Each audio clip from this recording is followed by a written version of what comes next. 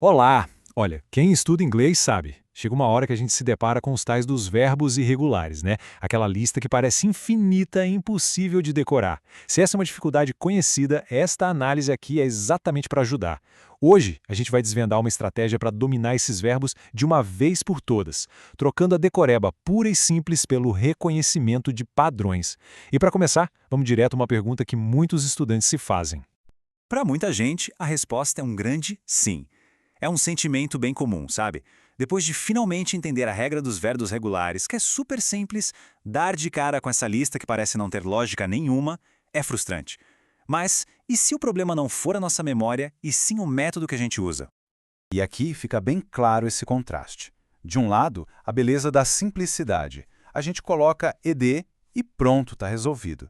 Do outro lado, o que parece um caos total. Mas essa interrogação ali, ao lado de nenhuma regra clara, ela está ali por um motivo muito importante.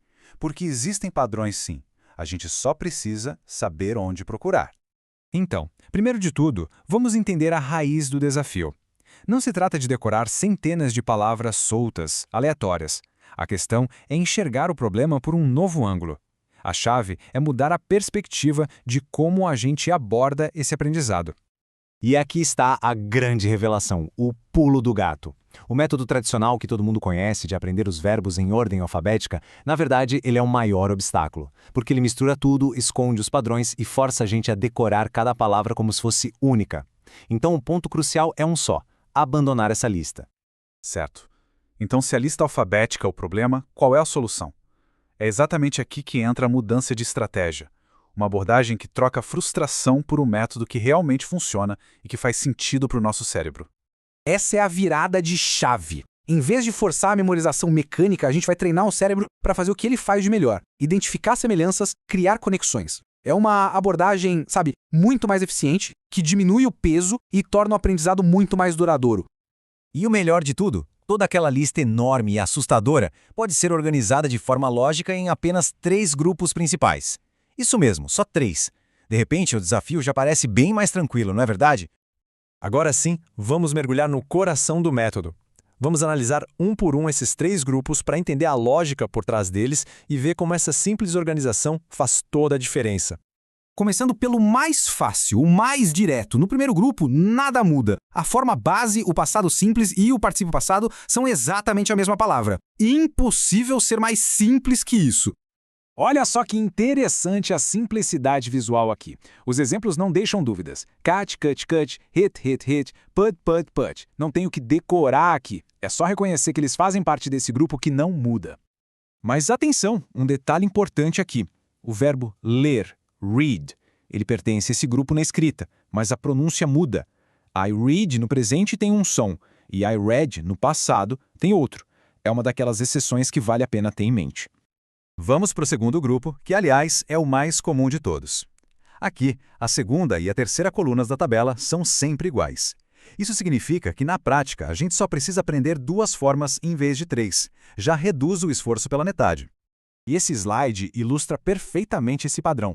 Repare em bring, brought, brought, ou buy, bought, bought. A segunda e a terceira forma são um par. Aprendeu uma, já sabe a outra. Isso vale para muitos verbos super comuns do dia a dia, como have e sell.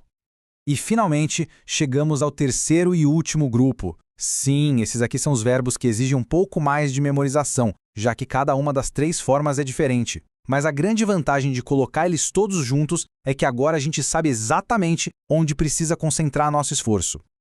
E aqui estão alguns dos mais famosos, né? Do, did, done. Go, went, gone. See, saw, seen. Vendo eles assim, lado a lado, fica muito claro que eles pertencem a uma categoria própria, a dos verbos com 3 formas totalmente distintas. Ok, entender os grupos é metade do caminho. Mas, e agora? Como é que a gente transforma essa teoria em fluência de verdade? A chave não é só praticar, é praticar de um jeito inteligente. O método proposto aqui é bem direto e eficaz. Primeiro, nada de tentar abraçar o mundo. O foco inicial é nos 30 a 50 verbos mais comuns. Segundo, e aqui está o ponto-chave, é preciso usar os verbos em contexto. Criar uma frase com a forma do passado simples, que é a segunda coluna, e outra com o particípio passado, a terceira coluna. Vamos ver um exemplo prático com o verbo see. Para a coluna 2, só, dá para criar uma frase sobre algo que aconteceu e acabou. I saw a great movie last night. Já para a coluna 3, seen, uma frase sobre uma experiência de vida. I have never seen a ghost. Isso conecta a gramática com o uso real, com significado. Tudo isso parece ótimo, mas a pergunta que não quer calar é: com tanta informação, qual é o melhor ponto de partida para colocar essa estratégia em ação agora mesmo? É uma pergunta fundamental, né? Diante de 3 grupos e dezenas de verbos, qual é a escolha mais estratégica para começar a praticar e, claro, ver resultados mais rápido? E a recomendação da nossa fonte é bem clara. Comece pelo grupo 2. Como ele é o maior grupo e o mais frequente, dominar esses verbos primeiro vai trazer o maior retorno sobre o tempo investido. É o caminho mais rápido para sentir um progresso real e significativo. Bom, nossa análise termina aqui, mas o aprendizado mesmo, esse continua. A questão que fica no ar, portanto, não é mais se é possível aprender, mas quais verbos dominar primeiro. A estratégia está toda apresentada. O próximo passo é a decisão de colocar a mão na massa, começando, quem sabe, com 5 verbos do grupo 2 ainda hoje.